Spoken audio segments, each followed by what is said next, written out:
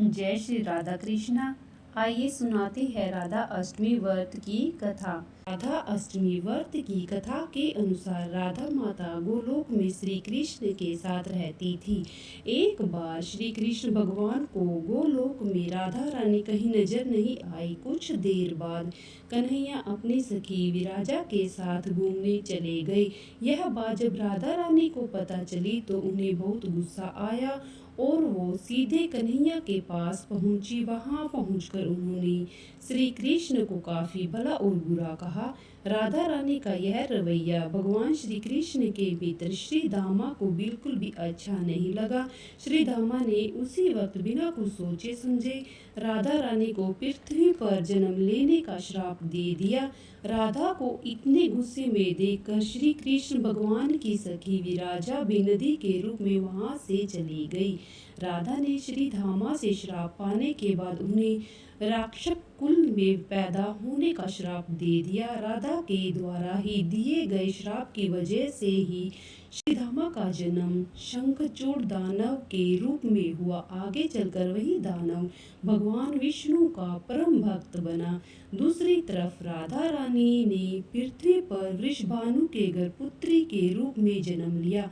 राधा रानी का जन्म वृषभानु के घर तो हुआ, लेकिन उनकी पत्नी देवी कृति के गर्भ से नहीं। दरअसल जिस समय राधा मैया और श्रीधामा ने एक दूसरे को श्राप दिया था, तभी भगवान श्री कृष्ण ने कहा था कि राधा आपको वृषभानु और देवी कृति की पुत्री बनकर पृथ्वी पर रहना होगा। मनुष्य के अवतार में आपका एक वेश्या से विवाह होगा, हालांकि वह भी मेरे अंश अवतारों में से ही एक होगा। इस तरह आप पृथ्वी पर भी मेरे ही बनकर रहेगी, परंतु हम दोनों को बिछड़ने का दुख सहना होगा। इसके बाद श्री कृष्ण भगवान ने राधा जी को मनुष्य रूप में जन्म लेने के लिए तैयारी करने के लिए कहा। संसार के सामने वृषभानु जी की पत्नी गर्भवती हुई। जिस तरह एक बच्चा दुनिया में आता है, ठीक उसी तरह देवी कृति का भी प्रसव हुआ था। असल में राधा माता का जन्म देवी कृति से नहीं हुआ, भगवान की माया से उसके गर्भ में वायु भर दी गई थी। देवी कृति ने उसी वायु को जन्म दिया। उसी दौरान उन्हें प्रसव पीड़ा हो रही थी।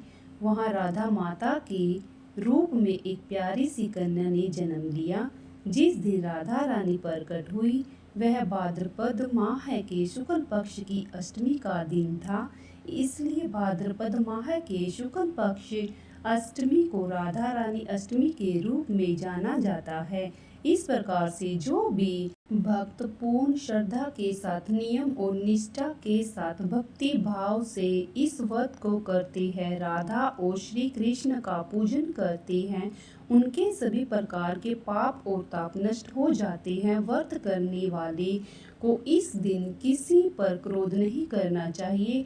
क्रोध के कारण ही एक दूसरे को श्राप दिया था। एक को राक्षस योनि जाना पड़ा, दूसरे को मानव रूप में धरती पर उत्पन्न होना पड़ा। इसी कारण व्यक्ति को व्रत के दौरान क्रोध नहीं करना चाहिए और किसी के प्रति ईर्ष्या द्वेष का भाव नहीं लाना चाहिए। ब्रह्मचर्य का पालन करते हुए व्रत को करना चाहिए। तामसिक वस्तुओं का प्रयोग बिल्कुल भी नहीं करना चाहिए। मांस, मदिरा, लहसुन, प्याज आदि त्यागें। शुद्ध और सात्विकता का पालन करते हुए, धर्म का आचरण करते हुए, दान पुण्य करते हुए धर्म का पालन करना चाहिए और इस व्रत को पूर्ण करना चाहिए। इस दिन राधा माता को 16 श्रृंगार करके पूर्ण विधि विधान से पूजन करना चाहिए। फिर अगले दिन सुहागिन स्त्रियों को भोजन करा के मूर्तियां दान करके भोजन करना चाहिए। इस प्रकार व्रत की समाप्ति करनी चाहिए। बोलिए भगवान श्री कृष्ण की जय, राधा माता की जय।